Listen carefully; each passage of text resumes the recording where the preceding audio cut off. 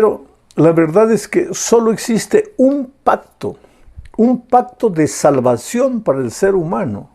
El pacto fue establecido con el ser humano después de la caída del pecado. No quiere decir que no existía antes, pero fue anunciado al ser humano después que Adán y Eva cayeron en el pecado, como solución para el problema en que ellos ahora se encontraban, porque habían ido al territorio de la muerte, habían pecado, pues la paga del pecado es la muerte. Pero Dios no quiere que sus hijos mueran. Dios ama al ser humano. Yo siempre digo, tú eres la cosa más preciosa que Dios tiene en esta vida. Pero entonces Dios se presenta para recordarles a ellos que hay solución para el problema y que esa solución está centralizada en Cristo.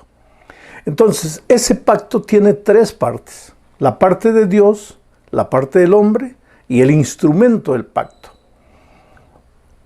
Porque ya dijimos que un pacto es un convenio, es una alianza, es un trato que dos personas hacen. ¿Cuál es la parte de Dios? Yo te salvaré. ¿Cuál es la parte del hombre? Una vez salvo, tú andarás en mis caminos. ¿Y cuál es el instrumento? La gracia. Yo lo hago todo, dice Dios. Yo te salvo, y aunque tú andarás en mis caminos, asimismo, ¿quién te guiará? ¿Quién te llevará? ¿Quién te dará, inspirará y te dará el poder? Soy yo. O sea, toda la obra de la salvación es divina. Solo que este pacto se ilustró de muchas maneras. A Noé, Dios se le presentó, hizo el pacto con Noé, pero en realidad este pacto con Noé encerraba el pacto de la salvación. A Abraham, asimismo, en el Sinaí también. Después, cuando Jeremías habla del nuevo pacto, la misma cosa. Todos los pactos se refieren al único pacto de salvación que es por gracia y que está centralizado en Cristo. Es el plan divino para salvar al ser humano. Tú lo arruinaste todo. Tú estás condenado a muerte, pero yo te salvaré. Ahora, hay participación humana, yo diría pasiva, en el sentido de que tú vas a dejar que yo opere en ti mis grandes obras de salvación. Y todo esto por gracia. Entonces vamos al estudio de esta semana. Vamos a hablar del pacto con Abraham. Mira lo que dice Génesis 15:7. Y le dijo: yo soy Jehová que te saqué de Ur de los Caldeos para darte a heredar esta tierra. En este texto Dios se identifica como Jehová. En realidad en hebreo la palabra Jehová solo tiene consonantes, no tiene vocales. Tal vez porque los judíos se sentían indignos de pronunciar la palabra Dios.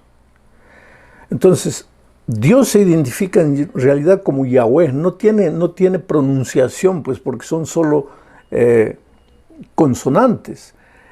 Pero Dios se identifica con este nombre, Jehová. En realidad, Dios en la Biblia se identifica con 5 nombres. En esta lección vamos a estudiar que Dios se presenta en el pacto con Abraham de dos maneras, usando 2 nombres. Aquí, yo soy Jehová. ¿Qué quiere decir Jehová? El autosuficiente. ¿Te acuerdas que cuando se le presentó a Moisés, Dios le dijo: yo soy el que soy?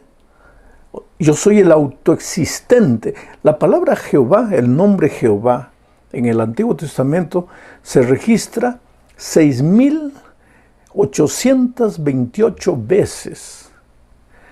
Dios, al identificarse con este nombre, está dando a entender: yo no necesito de nadie para existir. Yo soy autoexistente, autosuficiente.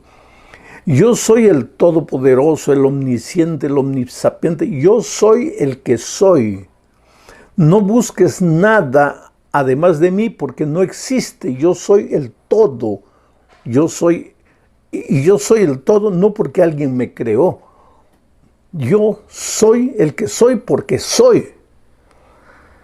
Ahora, ¿por qué Dios se identifica a Abraham con este nombre? Por un simple motivo: lo va a llamar de la tierra que conoce hacia la tierra que no conoce. Y lógicamente Abraham era un ser humano y tenía temores, tenía miedos. ¿A dónde voy? Pero cuando él sabe que tiene un Dios autoexistente, un Dios que sabe todo, que es todo, Abraham no tiene por qué temer. Ahora, la pregunta es, ¿por qué Dios llamó a Abraham de Ur, de los caldeos? ¿Por qué no lo dejó tranquilo ahí? La razón, la respuesta, la da Josué. En el libro de Josué, capítulo 24, versículos 2 y 3, cuando ya el pueblo de Israel había entrado a la tierra prometida, mira lo que dice Josué en el nombre de Dios al pueblo de Israel. Voy a leer. Y Josué dijo a todo el pueblo: así dice Jehová Dios de Israel, vuestros padres habitaron igualmente al otro lado del río, esto es, Taré, padre de Abraham y de Nacor, y servían a dioses extraños. Interesante, recuérdate esta frase, y servían a dioses extraños. Y yo tomé a vuestro padre Abraham del otro lado del río, y lo traje por toda la tierra de Canaán, y aumenté su descendencia, y le di a Isaac. ¿Por qué Dios llamó a Abraham de Ur de los Caldeos? Porque allí Abraham, su padre, su abuelo, ¿qué estaba pasando? Estaban adorando a dioses extraños. El papá de Abraham, Abraham mismo, formaban el remanente, pero se estaban contaminando, se estaban paganizando. Y si Dios los dejase ahí, ellos acabarían por perderse completamente en el paganismo. Pero Dios siempre a lo largo de la historia conservó un remanente. Por eso los llamó, para que mantuvieran viva la fe en el Dios Jehová Todopoderoso. Los llamó para una tierra donde ellos podrían mantenerse dentro de los principios. Tú sabes que yo tengo miedo cuando nosotros analizamos hacia el mundo en que vivimos, un mundo de incredulidad, un mundo de banalidad, de superficialidad, de valores invertidos. Tú sabes que hasta en el mundo religioso Dios ha dejado de ser Dios, el autoexistente, el soberano. Las personas usan el nombre de Dios para cualquier cosa. Están haciendo las peores tonterías de la vida. ¡Ay, Jesús! ¡Ay, Dios! ¿Sí? ¿A dónde llegamos? Ya no hay el mínimo respeto por las cosas de Dios. Han perdido el concepto de santidad de Dios. Pero Dios conserva hoy también un remanente. Un remanente a ese remanente, a esos hijos que forman el remanente, Dios los llama. Salgan del territorio donde están, vengan a mí, a mi territorio. Ahora, esto no significa voy a salir de esta tierra para otra tierra, no. Salir del ambiente de sordidez, de pecado, de perversidad. Y volver al terreno de los principios, de los valores de Dios, vivir en comunión con Dios, aprender a depender de Él y aprender a respetar a Dios y su palabra. Este es un desafío para el pueblo de Dios en nuestros días. Bueno, el otro nombre de Dios, cuando se presenta a Abraham para recordarles el pacto, está registrado en Génesis capítulo 17, 1. Voy a leer. Era Abraham de 99 años cuando le apareció Jehová y le dijo: yo soy el Dios Todopoderoso, anda delante de mí y sé perfecto. Abraham tenía ¿cuántos años? 99 años, ya era un ancianito. Y Dios, dice aquí, se le presentó. Era Abraham de 99 años cuando se le apareció Jehová. Aquí está la palabra Jehová, pero en el original está la palabra El Shaddai. El Shaddai, este es el otro nombre de Dios. Y El Shaddai significa el Dios todopoderoso. El Dios que no conoce imposibles. El Dios que todo lo puede. La mente humana no lo entiende, pero Él lo puede todo, puede resucitar un muerto, puede hacer andar a un paralítico, puede abrir el mar rojo. Dios todo lo puede. Con un coro de músicos cantando y tocando trompetas, Él puede derrotar enemigos armados hasta los dientes. Dios todo lo puede. ¿Y por qué se le presenta a Abraham con 99 años y le dice, y por qué se le presenta con el nombre de El Shaddai, el que todo lo puede? Por una simple razón. Le va a prometer que le dará una descendencia, que le dará un hijo, que su descendencia será como la arena del mar, como las estrellas del cielo. Pero resulta que Abraham tenía 99 años y su esposa un poquito menos que él. Desde el punto de vista humano, ellos no podrían tener hijos. Seguramente que lo intentaron muchas veces, pero no podrían tener hijos. ¿Cómo hoy día tú podrías explicar que una señora con 95 años se va a embarazar? No sería posible. Pero ahí se presenta El Shaddai, el Dios que todo lo puede. Y Dios, si Dios pudo hacer quedar embarazada a una jovencita que nunca conoció varón, ¿cómo es que no puede hacer dar a luz a una anciana de 90 y pocos años? Dios todo lo puede. Por eso, si en este momento tú estás viviendo un momento difícil en tu vida, no te desanimes, querido. Yo creo que debes llorar, sí, pues te preocupas como ser humano, te desesperas, miras a todos los lados, no hay salida. Desde el punto de vista humano estás perdido.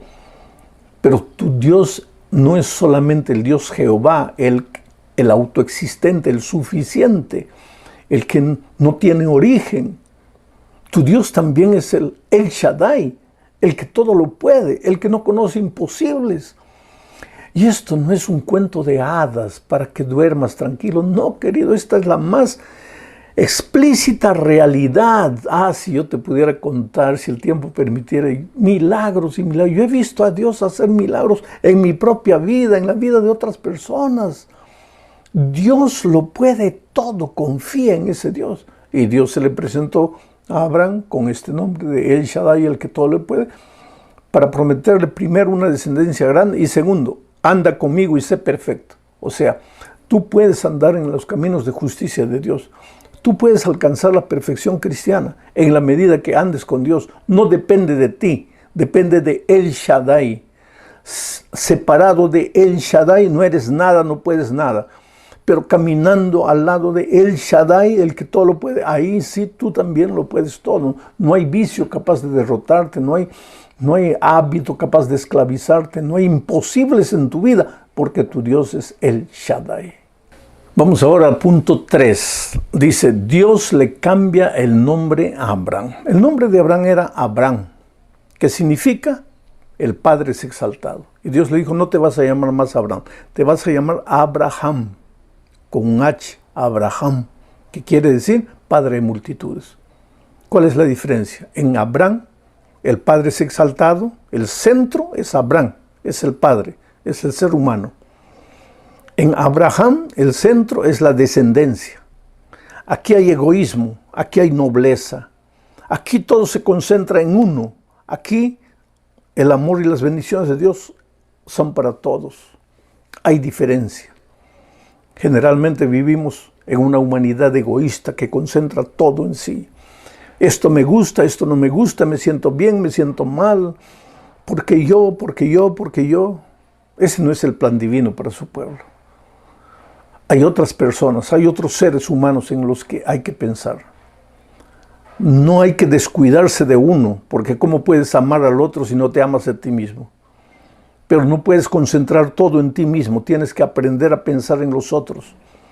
¿Estás pasando por necesidad? Pues hay gente más necesitada que tú. Así que en lugar de concentrarte en ti, lamentándote por tus tristezas, tu dolor, tu desempleo, tu necesidad, trata de extender la mano a quien sufre más que tú. Y vas a ver cómo te vas a olvidar de tu dolor. Porque cuando piensas en el dolor ajeno, tu dolor disminuye. Seguimos estudiando ahora la parte 4. Etapas del pacto. Hay que tener en cuenta, querido, que no son tres pactos que Dios hace con Abraham. Dios hace el único pacto, el mismo pacto que hizo con Noé, el mismo pacto que hizo con Moisés en el Sinaí, ahora hace con Abraham, pero en tres pactos, en tres etapas. La primera etapa está en Génesis capítulo 12, versículos 1 y 2. Dice, pero Jehová había dicho a Abraham, vete de tu tierra y de tu parentela y de la casa de tu padre a la tierra que te mostraré, y haré de ti una nación grande y te bendeciré, y engrandeceré tu nombre y serás una bendición. Si tú analizas bien aquí, están las tres partes del pacto. ¿Qué es lo que Dios hará? Te engrandeceré, te bendeciré, daré una gran nación de ti. ¿Cuál es la parte de Abraham? Salir de la casa de sus padres. ¿Y cuál es el instrumento de la gracia? Yo lo haré, dice Dios. No eres tú, yo lo haré. Es decir, el ser humano no hace nada por su propia fuerza, él solo recibe. Esta es la primera etapa del pacto. Refiriéndose a este pacto, es interesante lo que dice Pablo en Gálatas capítulo 3, versículos 6 al 9. Dice así, así Abraham creyó a Dios y le fue contado por justicia. Sabed, por tanto, que los que son de fe, estos son hijos de Abraham. Y la Escritura, previendo que Dios había de justificar por la fe a los gentiles, dio de antemano la buena nueva a Abraham diciendo, en ti serán benditas todas las naciones. De modo que los de la fe son bendecidos con el creyente Abraham. Interesante. El pacto de los cristianos es el pacto de la fe, pero ese pacto es el pacto de Abraham. Ahora, ¿cómo es que alguien dice que en el Nuevo Testamento el pacto es de la gracia, de la fe, y en el Antiguo Testamento el pacto es de las obras y de la ley? Si ahora viene Pablo y dice que el pacto de la fe es el pacto de Abraham. Porque la única participación del ser humano es creer, es aceptar. Dios lo hace todo es por gracia, todo es por fe. ¿Por fe en qué? Por fe en las promesas de Dios, por fe en la palabra de Dios. Vamos a la segunda etapa del pacto con Abraham. Está en Génesis capítulo 15, versículos 7 al 10 y después el 13 y 14. Y le dijo, yo soy Jehová, que te saqué de Ur de los Caldeos para darte a heredar esta tierra. Aquí la promesa ya no es generación, aquí la promesa es la tierra. Y Abraham respondió, Señor Jehová, ¿en qué conoceré que la he de heredar? Y le dijo, trae una becerra de 3 años, y una cabra de 3 años, y un carnero de 3 años, y una tórtola también, y un palomino. Y tomó él todo esto, los partió por la mitad, y puso cada mitad enfrente de la otra, mas no partió las aves. Entonces Jehová dijo a Abraham, ten por cierto que tu descendencia morará en tierra ajena, y será esclava allí, y será oprimida 400 años, pero después vendrás a heredar esta tierra. Interesante. Aquí la promesa es la tierra. ¿Quién te dará la tierra? Yo, dice Dios. Abraham pregunta, pero Señor, ¿qué garantía tengo de eso? Hazme un altar y ofréceme sacrificio. La gracia. ¿Y cuál es la parte del ser humano? Ofréceme el sacrificio. Quiere decir, demuestra tu fe. Prueba que tú crees en mi promesa. No trates de tú heredar la tierra porque vas a perder. Yo te daré la tierra. Tú cree en mi promesa. Nuevamente, la parte de Dios, yo te la daré. La parte del hombre, cree en mi promesa. El instrumento de la gracia, el sacrificio, el altar. Clarito en la promesa, en esta segunda etapa del llamado Abraham. La tercera etapa está en Génesis 17, 1 al 5. Era Abraham de 99 años cuando le apareció Jehová y le dijo, yo soy el Dios Todopoderoso, anda delante de mí y sé perfecto. Y pondré mi pacto entre mí y ti y te multiplicaré en gran manera. Entonces Abraham se postró sobre su rostro y Dios habló con él diciendo, he aquí mi pacto es contigo y serás padre de muchedumbre de gentes y no se llamará más tu nombre Abraham, sino que será tu nombre Abraham, porque te he puesto por padre de muchedumbre de gentes. Clarito, querido, en esta tercera etapa también están los tres elementos del pacto. La parte de Dios, yo te daré los hijos, yo te haré padre de muchedumbre, Yo haré todo por ti. ¿Cuál es la parte del hombre? Tú cree, tú obedece mi voz, tú anda en mis caminos, tú haz lo que yo te estoy.